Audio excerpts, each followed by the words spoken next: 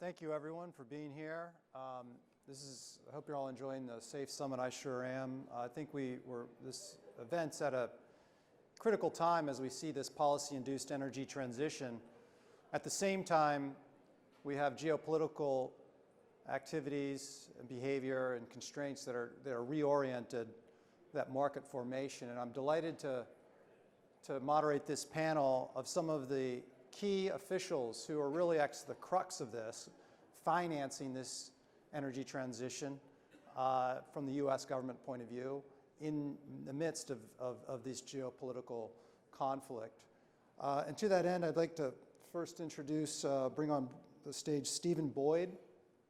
Stephen's the Acting Deputy Director of the Department of Energy for Batteries and Critical Materials at the Office of Manufacturing and Energy Supply Chains. Next, Mr. Adam Frost, Senior Vice President for China and Transformational Exports at the U.S. Export-Import Bank. And Mr. Gene Berdichevsky, Chief Executive Officer and co-founder of Sila Nanotechnologies. And then Mr. Andrew Herscowitz, the Chief Development Officer of the U.S. International Development Finance Corporation. Thank you. Well, thank you all for being here. Like I said, we have just exactly the right kind of panel to talk about how we're going to help finance and catalyze this energy transition and the development of a reliable, secure, and resilient clean energy supply chain. First, I'd like to ask each of the panelists to make some opening remarks. Stephen, please, we'll just go down the line. Sure, thank you. Hi, everyone. Stephen Boyd. I'm in our Manufacturing and Energy Supply Chains office in DOE. Specifically, we're in charge of $6 billion from the bipartisan infrastructure law for the battery supply chain. That comes in two components from Section 40207B and C. One of those is sort of for the further upstream and one for the further downstream in battery supply chain, including recycling.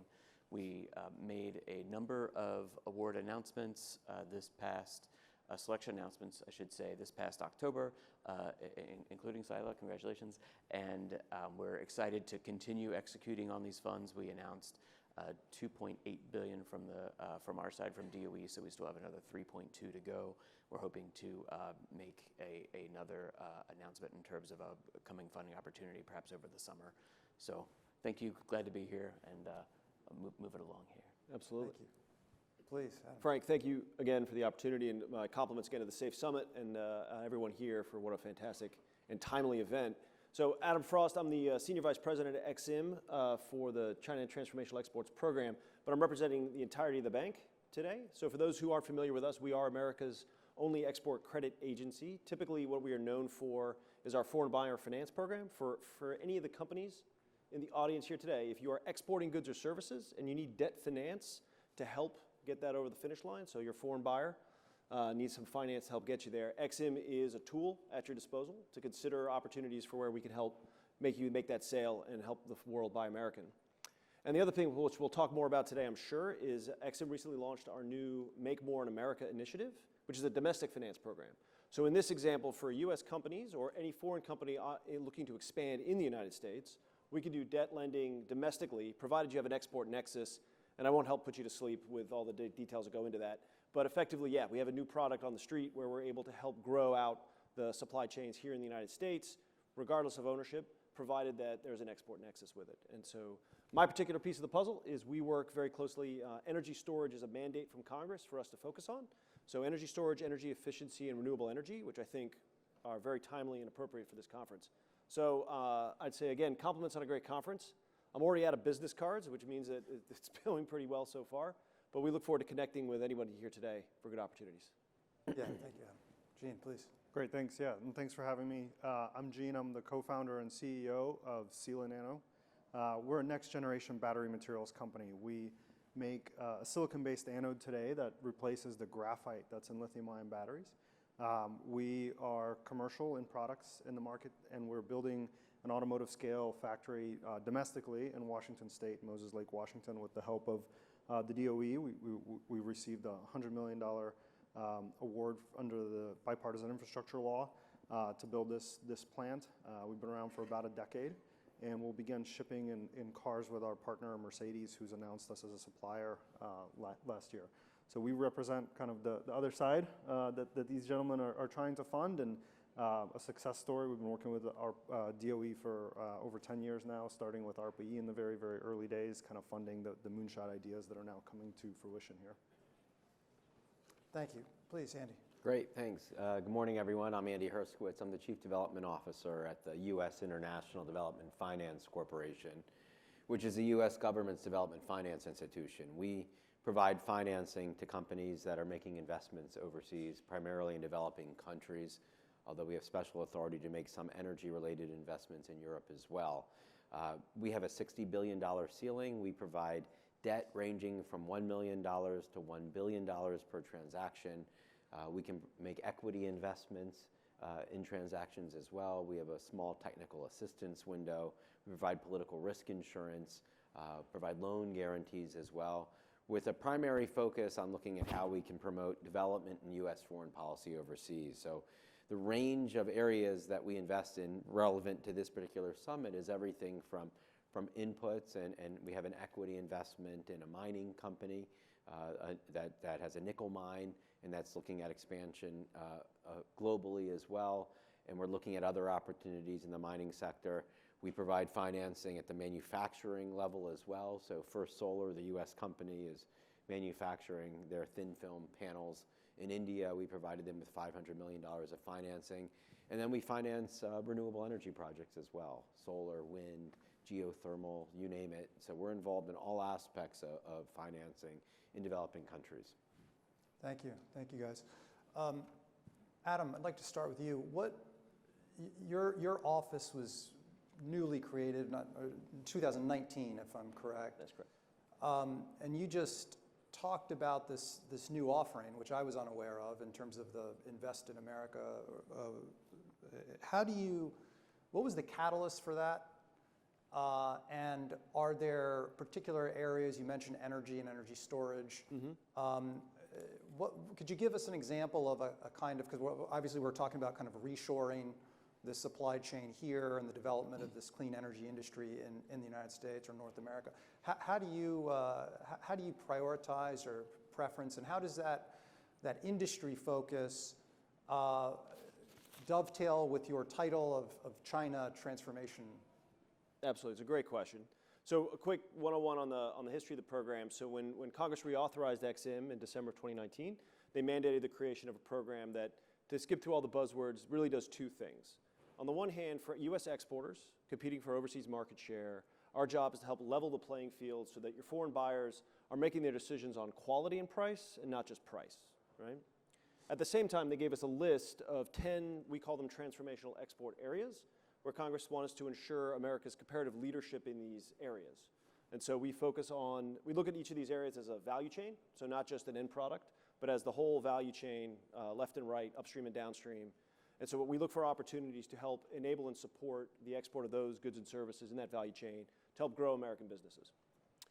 The Make More in America initiative is call it a natural next evolution that the bank innovated under our new chair, the Honorable Rita Jo Lewis. And the concept is it dovetails very nicely with these questions of competition, ensuring leadership in some of these sectors. Effectively, all it means is that we can take our typical debt product and turn it domestically, provided that you have an export nexus. So we have a number of applications. Unfortunately, I have to leave the proper nouns out for this meeting, but we have applications in your industry space, both in the mineral processing, energy storage, anode, cathode, battery area. But we want to help see that industry grow out in the United States. So generally, when you think of EXIM and you think of the opportunities that may be available, remember, so we are primarily focused on, we can go into developing markets like our colleagues DFC, but it's actually harder, and usually DFC is a better option for developing markets, even if we can do it. But medium and high income markets are not a problem for EXIM. It's actually where we're supposed to be focused. Additionally, we can do what we call sovereign lending. So governments can be the primary source of repayment to us. So for large infrastructure projects, large project finance, we have no problem working with those, with medium high income countries and governments. And then lastly, it always has to be a reasonable assurance of repayment, but no dollar size scares us, right? So super small, couple $100,000 insurance or working capital loans and guarantees. The largest loan we've done in the last 5 years was about $4.7 billion for a project in Africa. And so we run the gamut as long as it makes business sense. And you were saying you can't compete with the private sector. So, Absolutely. So how do you, are you the lender of last resort in that instance? How do you view that relative to competition? That's a great question. I think we're phasing out the buzz line lender of last resort now. Yeah, okay. I think that's my official talking point, is I have All to right. phase that out. But generally speaking, yes, what it means is it's the American way, right? Government should not be replacing private sector finance in any way. And so what we do is we look for something called additionality. So is there a reason that the banks won't do this particular transaction? Usually it's on a very case-by-case basis. They're overexposed to a specific company, they're a little overexposed to that market, they're not quite ready for it. They just need a little export credit cover to get the deal transaction done. And in those cases, oftentimes we're the guarantor on the commercial lending. So the commercial bank does the loan and will guarantee their portion of it. But yes, generally not only does it have to be a good deal, but we'll have to demonstrate that we're not actually taking market share from commercial industry. Yeah, thank you. You know, the SAFE Summit, if you go to the website, they want to talk about actionable steps. And I love that concept. And so I want to turn to you, Stephen, because you're the grants guy, and grants are better than loans. and you know, there's this. I mean, we have this abundance of acronyms to go to for financing from the U.S. government. I recently listened to Jigar Shah was commenting. It takes something like 200 to 400 hours of work to prepare the loan application to go to the LPO. And grants are better than loans. So when is a grant ready to come to you? When is an applicant ready? What is, when you see, well, this passes muster, just you know, this is a strong application. What does that look like? Sure, it's a great question. I don't know if grants are necessarily better than loans in our regard. I think they're different, right? I think they think it's yeah, better. Right, exactly. Okay. It's better. You know, we do really look for technology maturity in our grant programs and acceptance by on the supply chain side, maturity both in terms of upstream and downstream. Links are important to us. We have at DOE a pretty large and wide technology base that I think really does help inform some of the decisions we make. And so I like to think that we're taking a technology smart angle on some of the investments we're making in terms of being right at the edge between something that maybe isn't quite 100% prime time, but is ready for this type of capitalization on our grant programs. Specifically through the bill that I was talking about, we do have a mandated minimum federal investment in these grants, and that's $50 million for a demonstration size project and $100 million for a commercialization project. And so again, in the awards the selections we announced this past October, you'll sort of see that in some of the project sizes, and that may vary a little bit with the type of capacity they're going for.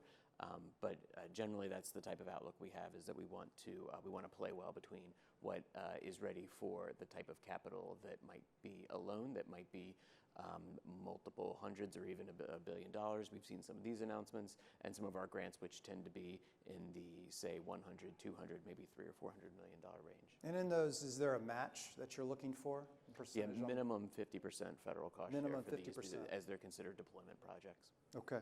And taking moderator's prerogative, just asking you. No, so in terms of the readiness of the grant application, are you looking for something like a pre-feasibility study if it were a project, or how do you, what does that gating look like? Sure.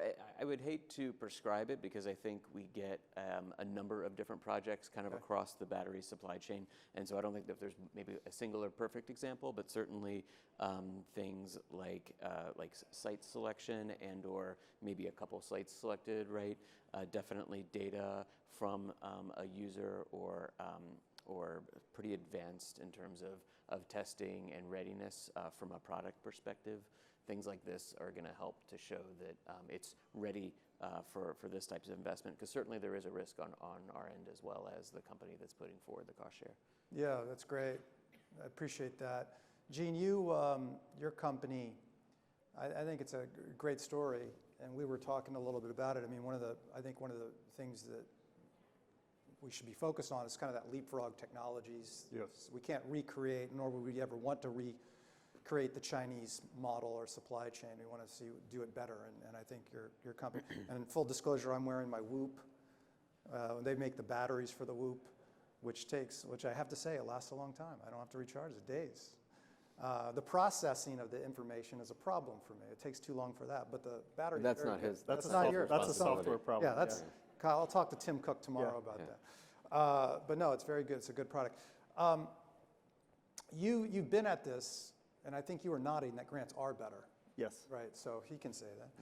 Right. But you've been at this with the ARPA-E you mentioned some years ago. Could you maybe reflect on that journey and how the evolution of the U.S. Grant process or the financing by the U.S. government has evolved over time and how you see it today? I mean, you're kind of like, you're up here with 3 officials leading this file for America, but you're actually a practice, received it. Yeah, so we've been at it since 2011. We were spun out of Georgia Tech, and in 2012 we got our first DOE award from ARPA-E. We've raised close to $1 billion in private capital over the years, but we've been very fortunate at critical times to get support from DOE as well. And I think it's really important that from a where government wants to help, that there be things at different stages, and I think we're seeing that, right? So I think ARPA-E is really important for the innovation part, but it takes 5 to 10 years to go from that innovative stage to where we can be applying for demonstration projects, or in our case commercialization projects with the BIL. And so you can't rebuild the supply chain overnight. I think we're very fortunate that sort of coming out of 2008, ARPA-E was established, has invested in these kind of technologies for a decade, so that here in this moment, kind of starting, I'd say in 2020 or so, the world really changed. The focus on electrification, everything just took off. And and of course, kind of more recently, the competition with China and the supply chain focus has come as well. But we're going from a cold start on some of those things, and deploying billions and billions of dollars is really hard, especially when it's on new technologies, if they haven't been incubated for a really long time. If they're not ready, you risk the next, I won't say the name, but we all know, you risk the next big, crater in the ground, if you will. And so I think it's important that, we have the patience, and even as we deploy this capital, we don't rush to push everything out the door, in 1 year, because some critical technology is going to mature in 2024, some critical technology is going to mature in 2025. And it'd be great to not sort of spend all of our, capital, political, actual, on sort of what happens to be ready today. Now, we're lucky we're ready today, but there's more technologies coming down the pipeline, and I think what would be really beneficial would be to have a sustained support for these kind of technologies, because if you take the shortcuts, you end up in the wrong place. And to your point, I really like what you were saying, where we can't just do the thing that China's done or the Korea has done and try to catch up. We'll be kind of subsidizing and supporting these industries forever if we do that. What America's really, really good at is inventing. People say, oh, China's leading on EVs. I kind of say BS. We invented the modern EV. I was early employee at Tesla. I led the battery development for the Roadster. We invented it. We manufactured it here first. The thing we're not as good at doing is continuing to manufacture it here. And so if we create the right policy and we focus on the next generation technologies, we can leapfrog and then stay ahead. It's much, much easier to stay ahead than it is to catch up and take over, right? And so I think we have to save some of our capital, some of our dry powder, if you will, for the new technologies that are going to come online in the coming years as well. Yeah, no, it's a really important point. But capital is a coward. It runs the first sign of trouble. And how do we, and we talked about the critical mineral space. I mean, it takes, according to IEA, 16 years to go from a minerals discovery to initial production. And how do we mobilize capital to be patient, to invest in those long-term projects? And I would like to turn over to Andy. The DFC is not new anymore, but it's still a relatively recent player to this file. It was intended to align U.S. foreign policy as a new development financing institution. And, people talk about DFC a lot. It's like the favorite talking point. Sorry, XM, but usually DFC's name is first. But how is it, you mentioned TechMet, you mentioned one project. It's a very often talked about entity for financing, but it seems to be underutilized from the private sector perspective. How do you see it, and how do you see the role evolving, or is it evolving, or are you just not getting applicants? So I'm going to run down the clock a bit now. Okay. And I'm going to give just like really straight talk about what we're doing well and what we're not doing well as a U.S. government, as a country also, in terms of the things that we need to do to be a bit more patient. So I have a background where I came from the U.S. Agency for International Development, which has been a grant agency since 1960, which is located in this building, which has done outstanding work for the last 60 years to really transform countries and sectors throughout the world. And so I come from that mentality of we were a large grant agency. I come from a large grant agency, so when I hear a $100 million grant was given to your company, I say, wow, that's a lot of money that's been given to your company. And now I work for an agency that does financing, but we're still a public entity. And so the expectation from the predecessor agency was OPIC, the Overseas Private Investment Corporation, was that it was a self-sustaining agency. It had to make enough money between the interest that it charged and the fees that it charged in order to run its own operations to continue lending. And that's how most development finance institutions and multilateral development banks are set up. And it's absolutely the wrong model, okay? Because what you have on the one hand is you've got grant agencies that give away billions of dollars every year, grants, sometimes to the same companies that we're then trying to finance, or we're trying to get them to wean them off the grants, but we're expecting them to jump right into profitability before we'll give them the financing. And as a public institution, there's an in-between. So for example, I was talking to a friend of mine who developed a solar project in an African country recently, and he said that he lost about $3 million on the project. And my reaction to that, and I've actually visited the project, I said, this is great. You're actually providing the most reliable power into the grid in this country, and I've seen it. I've literally seen how reliable it is. And it cost you $3 million, but he shouldn't have really had to endure that loss, because if the World Bank or USAID had just straight up grant financed that, it might have cost $20 million to do it. Instead, someone's providing them financing, they're taking that $3 million hit. But we have to think about the most efficient use of taxpayer money, the most efficient use of capital. So I used to run a program called Power Africa. And I used to tell people that Power Africa was this partnership bringing together 12 US government agencies and a bunch of 20 other governments and the World Bank and others. And I said, this partnership helped finance 120 power projects globally worth $20 billion. It only cost the US taxpayer $500 million. And everybody oohs and ahs and said, that's fantastic. For $500 million, we helped move $20 billion of private capital, 120 power projects that are getting financed. Now, if I tell you that same thing at DFC, and I said, DFC has financed 120 power projects worth $20 billion, but we lost $500 million. Everyone says, well, why did you lose that money? It's the exact same story. And so our mentality has to shift, because there's this expectation that as public institutions that we're going to earn a return. But the difference between OPIC and why DFC was created was there's nothing in the legislation that created DFC that says we have to earn a positive return. We're not self-sustaining. Congress gives us money every year. We have to advance foreign policy, we have to advance development, which means that we can go into a project expecting that we might not make a positive return, we might lose 10%, but if we're going to achieve that development goal and that foreign policy goal, it's a more efficient use of taxpayer resources. It's better for you, it's better for me. And I'm adamant about this, but as long as we continue to chase only the projects that are going to be commercially viable, we're not going to fill that massive gap that exists between what you're doing and what we're doing right now. And so answering your question, so we've got TechMet. there are a lot of issues related to the critical mineral sector, particularly in the countries where they operate. Some of them are issues with the companies that are doing them, child labor issues, environmental issues. A lot of the issues are with the countries themselves, with corruption issues, poor governance issues. So we're looking at the sector, and we want to be part of the story of figuring out how we can improve things in the sector, similar to what we've done in the fossil fuel sector with and other sectors. We want to be part of that's like every deal that we do uses the IFC performance standards. But you have to, on the one hand, make sure that our projects are better, that they're cleaner, that they're more sustainable, that they're more fair, but they also have to be fast and they have to compete on price.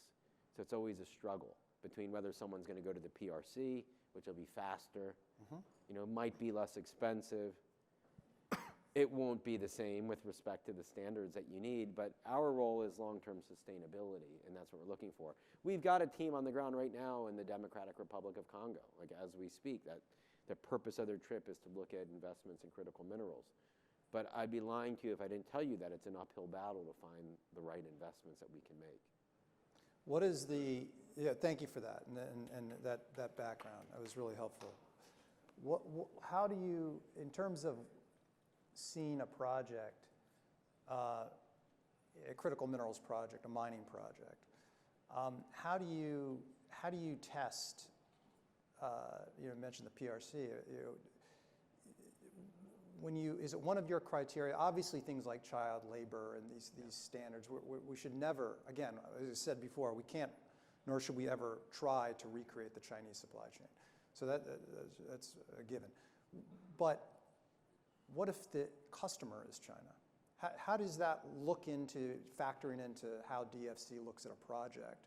Because they're the biggest buyer of many of these minerals and processes of many of these minerals. How do you view that as a criteria, whether DFC could be a party to a project? Sorry, I'm not understanding the question. Yeah, so I have a project in the DRC. Does it matter to build a mine?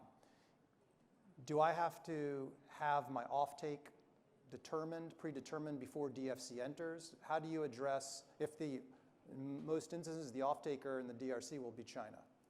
Yeah. How does DFC consider that as a criteria in terms of where the minerals will actually flow, or does it have to come to the US or Europe or Japan or Australia? So we always look at what the impact's going to be on US jobs. Got right? it. And then we do consider national security as well. That's one of our mandates is foreign policy as well. So we're not going to finance a transaction or a mine where we know everything is going to go to the PRC. Yeah. Or if it's going to compete with a U.S. company that's doing something similar and it's going to hurt U.S. jobs as well. That being said, we also have to make sure that the transaction itself is on a path to commercial viability. Where we are right now is it has to be commercially viable, has to be clear. Where we can go is, all right, is it on that path to commercial viability? That's where I'd like to see us go, is that we take on more risk. And we get past the idea that we have to make sure that 100% we're going to get back every penny on the dollar that we lend, because we don't have to. But it's not. This isn't a Republican-Democrat thing. This is on a bipartisan basis. It's a question of educating people and realizing that on the one hand, everybody wants to use these agencies as a counter to the PRC, but they also want us to do it for free. But you're not costing the U.S. taxpayer anything, are you? Oh, no, we're not, because we're making money. Well, that makes it very difficult for us to go in and give a large grant to help buy down the cost of a transaction to make sure that it moves forward, or to do a transaction that we're not 100% sure that it's going to work out. We need to make sure that everybody is patient. And you talk about patient capital. We have patient capital, but we need our stakeholders to be patient as well. And if we invest in a transaction that doesn't perform, because everybody needs to know that we did our best. One of the criticisms of us is we go overboard on the due diligence and the underwriting, right? Like, we've got processes in place, but we're going into it and we identify these are the risks associated with it, that when it doesn't go well, that we're not, our agency doesn't get eliminated because of that. Yeah. So that's one of the challenges that we all face. Yeah, that's well stated. Adam, the speed of this, how do you approach, what has XM done? Has XM done things differently? Do you see a greater responsiveness based on market demand? What has XM done differently, or are you considering doing things differently to be more responsive to the applicants? That's a great question. Can I take a quick moment to violently agree with my colleague from DFC? Same concept, slight spin, which is it's about risk tolerance. And you can't, it's a very difficult conversation to have to say, hey, I need you to go in and basically compete with the second largest economy in the world, but don't lose any money. And particularly from a lending agency, right, where we can't do grants, that's a difficult proposition, right? And so on the one hand, and it's an internal balance for us that we have to manage as well. On the one hand, it's not our money, it's your money. For the Americans in the room, it's your money. And we have to be very responsible with how we do it. So we have very stringent due diligence. We do a lot of environmental impact. We look at U.S. jobs impacts, et cetera, relative to the mission. But at the same time, when we talk about patient capital, to me what that says is, well, longer tenor, right? So, okay, typically this loan would be 7 years. We'll go 12. We'll go 18. We'll decrease your monthly payments, and then we can extend out and amortize it out in such a way where it's beneficial to you. But at the same time, we need to move into some of these spaces where there is competition. And risk is this four-letter word in Washington, but at the end of the day, if you want me to compete for energy storage, renewable energy, energy efficiency, somebody's got to take the risk. And at the macro level, that is the federal government of the United States, and the execution arm sounds like some of the agencies sitting up here today. So we could always use some help on increasing the risk appetite and changing the mental models we have for how government is supposed to do this. To the question of how are we doing to speed things up, a lot of it is we are getting new impetus. So for XM, culturally speaking, with the reauthorization in 2019, the bank absolutely recognizes it's a new lease on life, and we have to deliver. So you're seeing a lot of emphasis for us standing up our own business development division. We don't have overseas representatives like some of the other agencies do, so we work much more closely with the State Department and the Foreign Commercial Service. We pound pavements at conferences, right? We're looking for business cards. Some of my guys are under constant, they don't have time in the day, they're on so many business development calls. But yeah, internally we have work to do. We could always look at ways to improve our processes and speed them up. But just understand as a government agency, there are other requirements on us that don't apply to a commercial bank, right? And so we do have to make sure we're in line with a lot of the other policies that the US government wants to see us have. But I would say we're getting better and better. And I would say like things that I'm proud of our own organization, in about 3 years, cumulative, we've done about $953 million in lending to compete with the PRC across a range of products. We're competing for renewable energy, wireless communications. We're in the space business. We're pushing a number of things in biomedical, biotech. So we have a good news story to tell. But I would say, and one of the reasons that I'm here is I don't think we're scaling fast enough, right? I think we need to move faster and do more now so that the long-term payoff comes for the American people over the next 5-10 years. Yeah, that's great. And so have you seen an increase in the applicants coming to you? Yeah. Yes. Was that predate the inflation? I mean, the Inflation Reduction Act didn't really touch XM, but no. Was it just did it increase the awareness for outreach? Is that how you see it? Yes, I'd say in this industry in particular, we've seen an increase of interest of foreign companies or foreign businesses interested in domestic investment so that they remain IRA compliant, which is an interesting unintended sort of bounce pass that's come through for XM. Got it.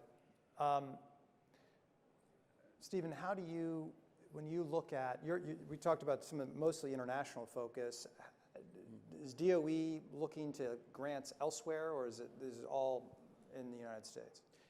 Yeah, so far in terms of what we're executing, it's both bill and IRA dollars, and so those are certainly domestic focused.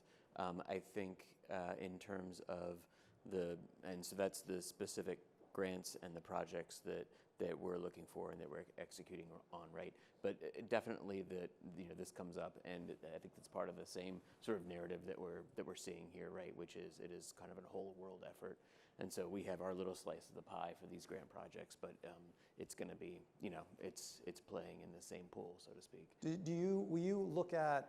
My understanding is you're mostly looking. You're not looking at the mines, like digging dirt, or are you? Is DOE open to mining kind of investments, or where are you focused? Yeah, so we're looking at processing and not sourcing. But certainly processing can take on many different angles depending on which minerals or materials you're talking about for the battery supply chain. And I guess you're high grading those minerals for the battery supply chain specifically. Correct. Okay, great. How are you seeing at Sila Technologies, Sila, right? Yeah. Yeah. How are you seeing this? I mean, we were talking before, the whoop is very small, very Yep. good. You made a comment earlier about you're building a new facility in Washington, or you're expanding. What is the purpose of that facility? Yeah, so that facility is all about taking the production we have in Alameda, California right now, and we're ultimately scaling that up by several 100x to reach automotive volume. So the product's going to be the same. We're sampling that product, we're qualifying that product with automakers from our existing facility at headquarters. But to get into production of hundreds of thousands of vehicles, you need much larger reactors and new technology. And so, so a lot of this, does come with risk. And I think actually, I think we're hitting on maybe the two most important topics here. The ability for sort of, if we really want to transform faster, rather than waiting for the government to be a lender of last resort, how do you make it sort of lender of first resort or a supporter of first resort? That's what grants do a little bit. It carries additional risk, right? Now, we have a ton of private capital that's taking that risk. So the government's not doing it on its, on its own. It's kind of riding along and supporting that. And anytime you build a new technology, anytime especially you scale a new technology, you take on risk, but that's where the rewards come in, right? Tesla built the vehicles before anyone else was willing to, right? The auto industry's 4 years behind because they waited till it was proven. But the reward is there. You can see it in the jobs. You can see it in the business value created. And so I think what you're saying is exactly correct. That if we can enable these agencies to take on a little more risk, the LPO, right, is another one where, if there's a way to, they're great for funding, billion-dollar scale investment, and they do a really good job. They do incredible diligence. It becomes like a stamp of approval on Wall Street afterwards. Is there a way to bring that forward? Maybe smaller loans, but again, maybe a little more risk tolerant. Once again, that's really critical. From what we see and what we've experienced, and so it's much harder to get private cap. It's great if you can do both. You really need both. You don't want the government taking all the risk. That's not fair either. But picking up, maybe on the riskier projects, 30-40% of the capital stack could make a lot of sense. Where the real skin in the game is still private capital, and they stand to lose a lot more if it doesn't work. The second topic that I think you're hitting on is speed. How do we move faster? It can take quite a long time to do the diligence, do the prep, to go from submission, from FOA to submission to selection to award negotiation, and then the terms and conditions that are sort of laid over top of that. How do we simplify that? How do we make it sort of the capital go further? Because if you have quite a lot of overhead in managing, whether it's the loan or the grant, it sort of slows us down. And so, how do you align incentives so you don't get bad behaviors? Obviously, this isn't about trying to skirt the rules but how do you sort of apply the right level of scrutiny? And again, I think it all comes back to taking a little more risk if we want to compete, because I think our competition is certainly taking that risk, and they're very aggressive about it. And so, we need to have a little bit of collectively, right, as an American people, we have to be willing to say, listen, this is really important, and that we're gonna sort of enable our government officials to make good judgments and expect that there's going to be, on a project here and there some losses, but net, it puts America in a much more competitive space. No, I hear the risk point loud and clear. I mean, America's done remarkable things throughout history, and usually those, think about the World War II, the moon landing, the defeat of the Soviet Union. These were expensive, years-long efforts, but they were the right thing to do that are celebrated around the globe. And we need to approach the energy transition in the same kind of way. And they were all innovative, right? They brought together the most innovative parts of our economy with government. And I think, for many years now, there's definitely a divide between Silicon Valley and DC. And, but I think when it comes to energy, when it comes to infrastructure, I think things can be quite different, in part because, as we build these projects in rural communities across the entire country, it's bringing economic prosperity from that innovation that oftentimes still comes out of Silicon Valley. We're based there. But it's bringing it across the whole country rather than having all of the proceeds accrue right back to Silicon Valley. And I think, so I think we need to kind of rebuild some of those bridges that existed when we went to the moon, when, we stood up, the defense companies and things like that. And we got to apply that to energy here, and it's got to be a team effort. That's why I've spent more and more time in DC. We're sort of right at the center of it, because at the end of the day, we know we can invent all this stuff. The question isn't whether we can invent the next generation first and better. The question is whether we can manufacture it here and keep it here. That's right. If I can add, look, we've become our own worst enemy in a lot of ways, right? And again, when we launched Power Africa back in 2013, I said to my team, I said, the last thing I want is a Solyndra, right? Yeah. Whether, whatever happened, regardless, you say the name Solyndra, and it just becomes polarizing. And that's what we've done in the U.S. is that as long as any agency fears that it's going to be eliminated if it makes a decision that some member of Congress is going to latch onto and make it a political issue, it's going to make agencies risk averse. And we need to pull back from that, because there's a bipartisan consensus that we need to counter the PRC. There's a bipartisan consensus that we need to increase manufacturing in the United States.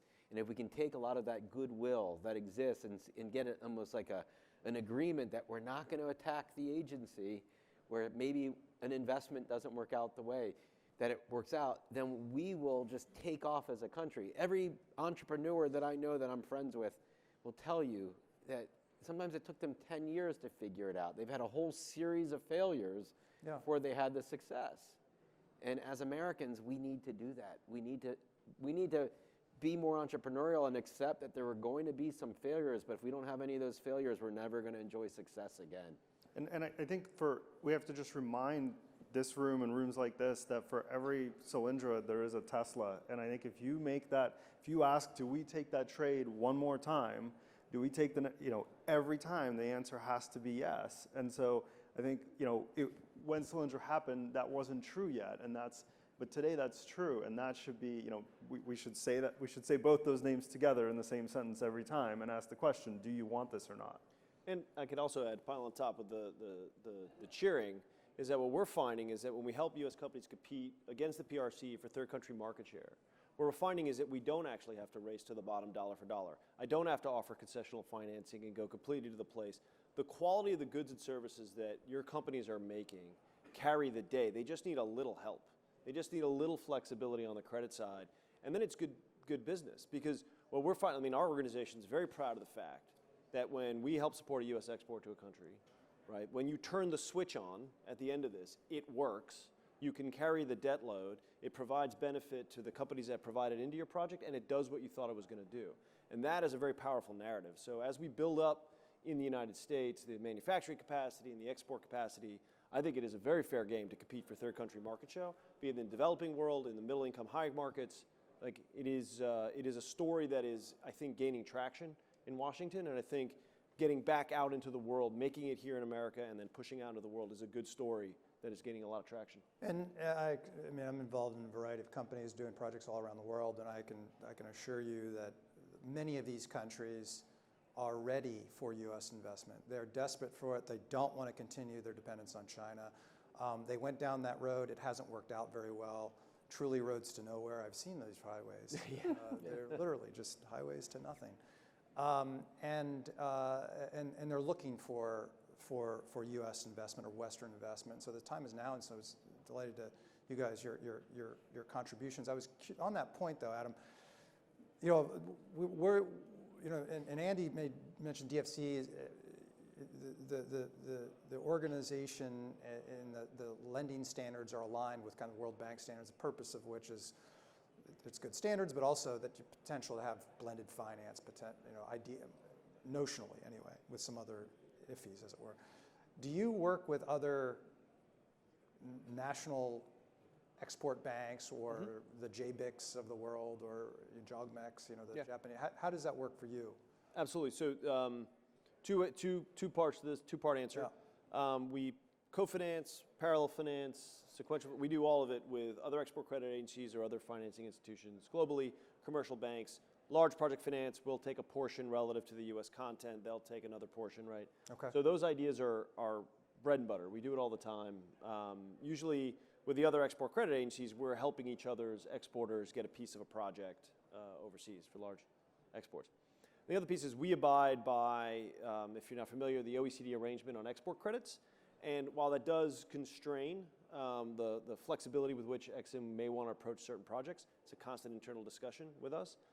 One of the things to understand that it is a powerful international norm that prevents governments that may be more inclined to use government tools of financing to achieve policy outcomes. It sort of constrains us all to say, no, when export credit agencies get involved, we're going to follow a certain set of norms and guidelines, which some countries don't abide by, PRC being the most notorious, right? But if you get rid of those international norms, what you do worry about is a free fire zone where everybody's they're racing to the bottom to help their exporters get a piece of a transaction. So by keeping with the international norm, it actually helps keep U.S. finance and the private sector out front. But it's up for reform. It's going through some reforms right now. I think they're recognizing some of their constraints.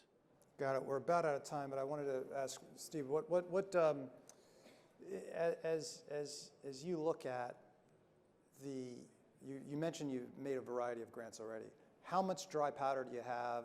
When do you anticipate that will be? Are you going to do another round that will be announced? How do you see that going forward? Yeah, we have another, again, this is bill funding from Forward 207. We have another $3.2 billion, and we hope to put out an opportunity over the summer. $3.2 billion. Correct. Got it. While we're doing numbers, I could say EXIM's got $90 billion in dry powder, and we're shooting for another 25 by the year 2026. Very good. And Andy, The EFC's got a $60 billion ceiling where we disperse about $35 billion, so we got plenty of headroom, and I'm sure if we get to $60 billion, I suspect Congress would raise our ceiling. I think they would raise their ceiling. And you can make equity as well as debt. So Sila, how much do you need? We just need a few $1 billion. Is this a few billion? All right. I'm in good company here. Yeah. Good friends. You guys can talk after Yeah. after we're done off the stage. Well, please join me in thanking this great panel. Thank you.